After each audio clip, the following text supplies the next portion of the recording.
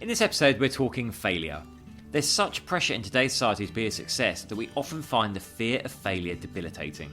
But the reality is that we all fail. We fail at relationships, we fail at business, we fail at personal goals, we fail at being true to ourselves. But failure isn't the end unless we let it be.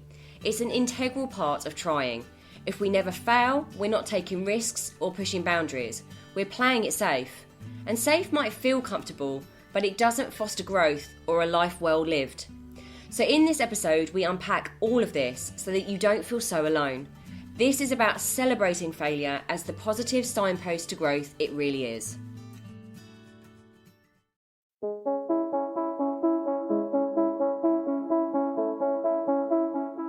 Hi, I'm James Davis. And I'm Claire Davis.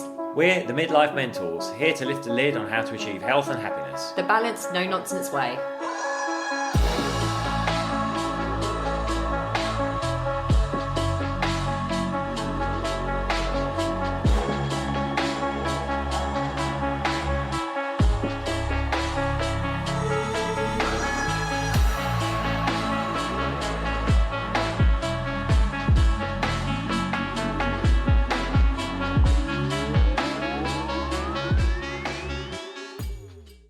Hello and welcome to another episode of the Midlife Mentors podcast with me, James. And me, Claire. You said podcast there, with the Midlife Mentors podcast. I did say podcast, you're right, quite right. How is everyone? I'm very excited because I'm getting quite Christmassy already and it's not December yet. It's different from last year. You were such a Grinch last year. I know. It was because we were away from home. So the last 3 winters, James and I haven't spent in England. But last year we went away and I did get really homesick. We were in Ibiza and I got very homesick. You did. Meanwhile, I was loving it. I know. So I am so excited about being here. It's the first Christmas in 3 years that we've been at home. And I'm currently, as we're recording this podcast, burning some lovely Christmassy smells in the background. Beautiful. They are, aren't they? You do like them. I do like them. You do. It does make the room smell nice. We've ordered our Christmas tree. We have ordered our Christmas. Well, we've been to some Christmas events already, actually. I know. So there we are. I hope you are getting all Christmassy, wherever you are and whatever time you're listening to this. Maybe you're listening to this in the summer, but this is months later. This is coming into Christmas 2023. How on earth did that happen? Does anyone else feel like the year has just flown by? And what a strange year it has been a strange year, and actually kind of leads us on to talking about kind of, in a way, failure, right? We're going to talk on this podcast about failure.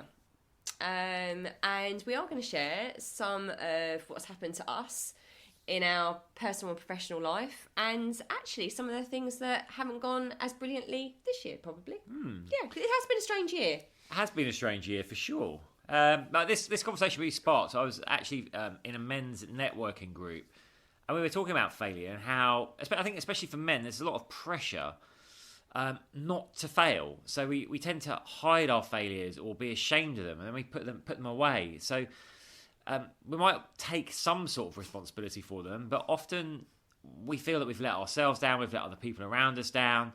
So we might tell ourselves a different story around it, create a different narrative, and in a sense we're trying to hide from our failures. And with that hiding comes a sense of shame, right? So we feel that shame around it. That just amplifies. There's a shame of the failure itself, and then there's a shame of trying to hide the failure, from ourselves and from others. And I think that's really unhealthy. We're in this society now, I think it's driven by social media. Everyone's like, yeah, you've got to be going all the time. Failure is a weakness. You should never fail. Actually, you know what?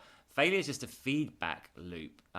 If you're not failing, you're not trying. You're staying in the comfort zone. So I think we have to get really used to getting comfortable with failure and talking about it more, and even, like, to some extent, celebrating it, going, wow, that's great that didn't work out. What did you learn from it so you can go again next time doing better? Well, the fear of failure stops people doing anything in the first place as well. I think, when we're children, let's go back to when we were children, like, we didn't have years of memories, like a bank of memories, did we? When we were younger, we didn't have all those memories of things that haven't gone right.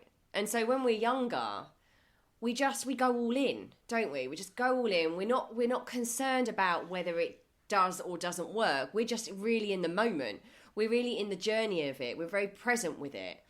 I think it's as we get older and we have disappointments and we fail, in inverted commas, that's when, like James said, like that shame, that embarrassment, that's the self-loathing comes up, and it feels so painful that we don't want to do it again. Like we don't want to keep repeating that feeling.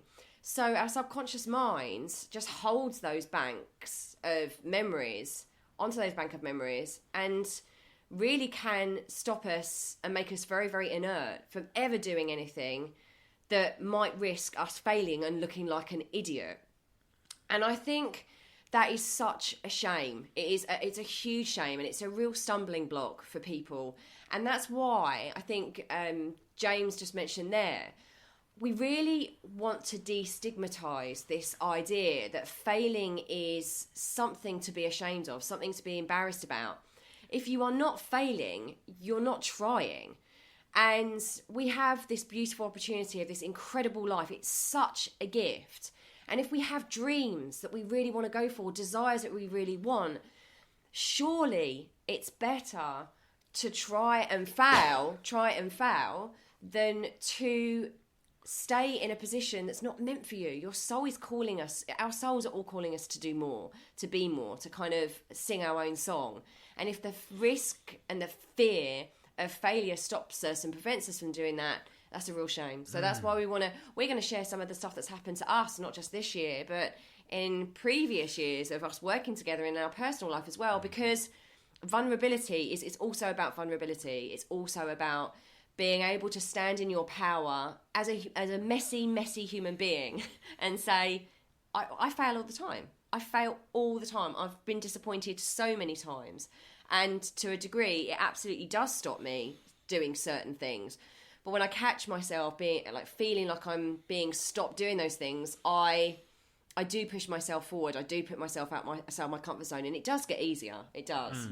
I'd say I don't want to put some boundaries around this actually. So we're not talking about here about going out, oh, I know I'm going to fail at this. Of course not. We always want to go forward with the idea that we're going to succeed at our goal, but we have to not fear failure so much. It should be there to an extent, so it's driving us to take all the actions we need to take. But when that failure comes, it's about going, okay, what could I have done differently? What could I have done better? What have I learned this time so I can go again? But I think it's also recognising, you know what, sometimes in life, and this is not a get out, but sometimes you can do everything right and fail anyway. And that's not a weakness, that's just life, right? Life just plays that way sometimes. So we need to get used to actually building this emotional resilience around failure, and rather than fearing it and hiding from it, actually start going, okay, yeah, I'm going to go for this thing. I know I'm going to nail it. If it doesn't work out, though, going, oh, that didn't work out. Of course, I've got an emotional reaction to that. I wish it had worked out. But, okay, what did I learn? Where am I going to next? What's my next move on this? Because as long as we keep having it as a feedback mode, we won't lose. When Edison was attempting to invent the light bulb, his famous story, he had tens of thousands of failed experiments. And the reporter asked him, he said, what's it feel like to be such a failure? They said, I haven't failed. I've just found 10,000 ways that don't work. So that was the whole thing about, he was trying until he found the way that did work. And I think we have to not take it so personally. And I think this is so hard, right? It is so hard. Of course we take it personally. But I think we can train ourselves to reframe those failures as this is nothing personal. This is what happens to everyone. Every single person fails at some point in their life. And actually, the more you are living your life to the fullest, and I think wanting to experience as much joy and that kind of inner purpose that you have, the more you are going to fail. The more you put yourself out there, the more you're going to fail. That's just a fact. I think we need to take it less personally, but also, here's the thing as well. We need to have less attachment to the outcome. I think where we have most of our disappointments, because we feel like disappointments that we failed, is because we are clinging on to a way that we expect it to be. There's no acceptance around how things flow. It's it had to be this way. It had to work in this way. And if it doesn't, it's a failure and it's a personal thing. Here's the thing though, it's the journey. And I know that might sound woo-woo and trite, but it's part of your journey. It's part of your hero's journey, your hero's story. And so to be able to accept that it might not always go exactly how you planned, but actually, here's the thing, it might be just what you need. Us humans, we constantly try and control everything and the way it's going to work out. But what we don't do is be more in flow and actually think, okay, that part of that failed, maybe because I'm supposed to learn the lesson of it and go in this new direction. So acceptance is a really, really huge part of being able to deal with failure, I think. Yeah. I think it's quite an interesting cultural phenomenon of how we view failure as well. I think in the UK, we view failure as, again, something shameful. We said that, oh, that didn't work out, I feel bad. If a business folds, it's like, oh, they must be no good. But if you look at the US, successful entrepreneurs there, it's almost like a badge of honor. That business went under. Oh, I went bankrupt with that, but now here I am doing this. It's kind of like people are very open about talking about the failures they've had that have actually accelerated them to where they are now. Well, because it builds the character. It builds the person. Show me someone that's not uber successful, that hasn't failed over and over and over again and had those knocks of confidence. And it's these things build character. They build resilience. And actually, those are the successful people that you see. I don't believe people are just lucky. I don't believe it falls on people's lap. I think they fail their way to success over and over and over again. And so I just wanted to share something from my side of my experience. From a personal experience, I've had two failed marriages. That's, I went through a really long period of time thinking I'm a failure at relationships. That's the story I was telling myself until this lovely... Well, actually, I'd already started mending that story. Otherwise, I wouldn't have welcomed James into my life. Energetically, I wouldn't have welcomed him into my life. But, I had to do a lot of healing around that story about the failure of me in relationships and, what other people thought of me. And then also, from a business perspective, I started like 2 or 3 businesses in my 20s. And they were, do you know what? They were magnificent. They were magnificent ideas. I created an entire online program before online was really a big deal. This is years ago. So I found all the tech. I did so much around it. And because of my own belief systems, I failed at it. The stories I was telling myself, I failed at that. So I could have just let those failures ruin me. I could have let those failures just perpetuate and keep going and keep going and keep going. But I believe that the more we try, the better it's going to get. I don't feel like it's going to stay that failure forever. I knew in myself that it was part of my journey, part of me evolving. And even some of the failures that we've had this year, there's a piece of tech that we invested in. There was a whole host of stuff around it. It didn't work. It failed. It's not working the way we wanted it to work. However, I truly believe that failure is a blessing. I do, genuinely. And this is the different mindset shift. I believe it's a blessing because it has sent James and I in a new direction. It's given us a lot more clarity about what was wrong and what was right and what we were doing wrong and what we've been doing right. And actually, it's just built me as a person. It's built my own resilience even more. So the important thing to remember about failure is a failure is only a failure if we allow it to become terminal. Right, and that's all too often what happens. We want to launch that business and we try and it doesn't work at the first attempt. So then we're like, oh, okay, I'm not cut out for this. So we give up on that dream and we're going to do something else. That's when you're letting failure become terminal. As opposed to, oh, I launched that business, it didn't work out. Okay, I understand why it didn't work out this time. What am I going to pivot to now? How can I reinvent that concept in a slightly different way to do something different? Right, I'll go again with that. And we keep going and we keep going. So failure is only permanent when we decide it's permanent. I've had my failures when I moved to Ibiza, first of all. My idea was to just like run a gym and health centre and kind of take it easy. But unfortunately, there was a lot I should have done very differently in terms of like checking the books, the accounts, all this kind of stuff. So I had to pivot, and I pivoted, and I launched a really successful retreats company. Which I'm just amazed. I always celebrate that because I know how I wasn't with you at that point, but I know how difficult that was for you when that business had to fold and you pivoted so successfully. It's successfully. amazing. And pivoted again, COVID comes along, it takes away, the travel business. So we pivot into online, we make that a success. So my message to you is let's stop fearing failure. We don't want to go out there actively seeking it. But when it comes, let's use that as an opportunity for growth, right? And I think especially for the men out there, for men, we feel this need to be the provider. We feel the need to always offer solutions. This is the thing.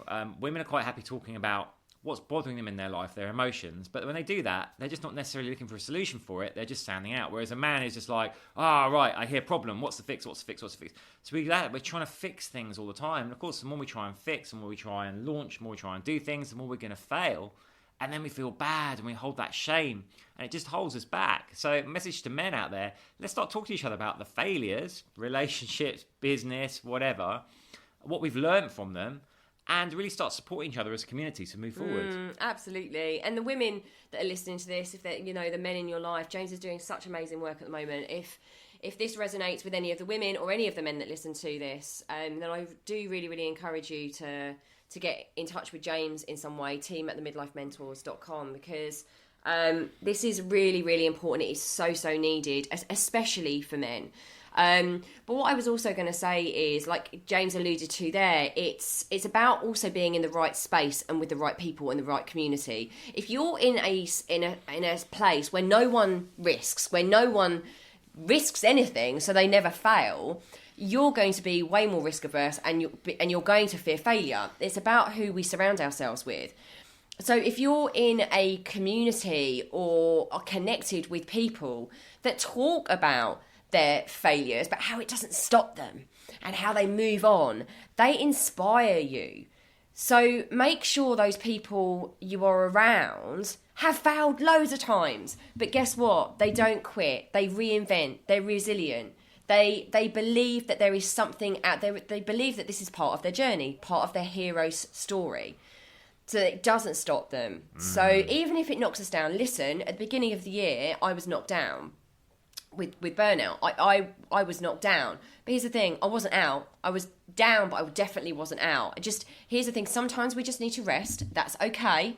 It's okay to have some space. We go at 1,000,000 miles an hour all the time. Hands up that I did this for years, okay? But what we need to do is actually sometimes just rest, lick our wounds a little bit, the failures, the disappointments, and then go, okay, what's the opportunity in this? What's the next part of the journey? Because failure is a absolute prerequisite to success. You have to go through failure in order to get success, and we have to stop kind of not accepting the journey. We have to accept the journey more. We have to be more able to flow with it rather than thinking it's got to be a certain way. I'd say we put labels on things, don't we? So it's like, if we try something, it fails. It's like the label we give us as that harsh inner critic. It's like, oh, I'm a failure. I failed at that. I'm a failure. Well, guess what? A failure is someone who lets the failings define them, who sits there and doesn't take any further progress forward and lets that become their story. The story of their failure becomes the overriding narrative of their life. The victim. Yeah.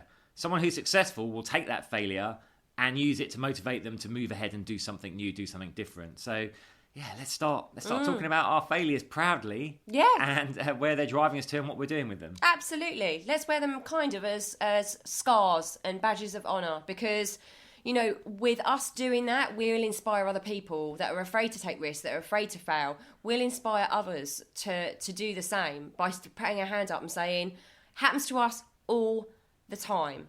This is connection. This is community. So we hope you've enjoyed this podcast. I don't know how long that was. Felt like it went really quickly. But yeah, just some little nuggets of wisdom from myself and Mr. D there.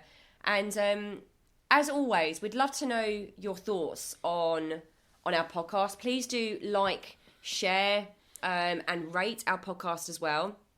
It really does mean a lot to us. It really does. And it makes the world of difference. We've been approached for advertising and stuff. We don't take it because one of my absolute pet hates, I absolutely hate long, lengthy ads in podcasts. It's not why I'm listening to them. And we don't want to disturb your listening experience by doing that.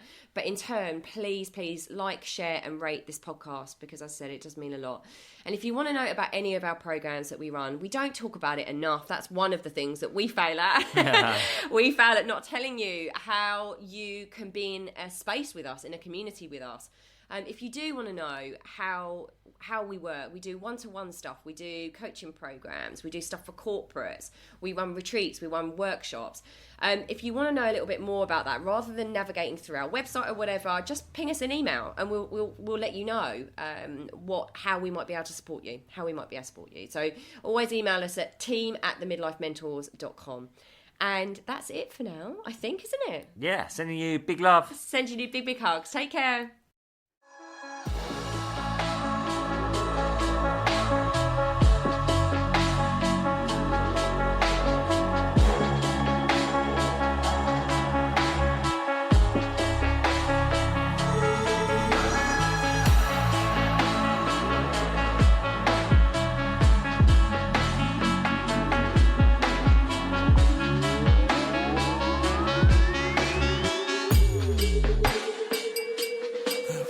Yeah. You've been listening to the Midlife Mentors with Claire and James Davis. We'd love to hear from you, so drop us a line at info@themidlifementors.com with any questions or topic suggestions.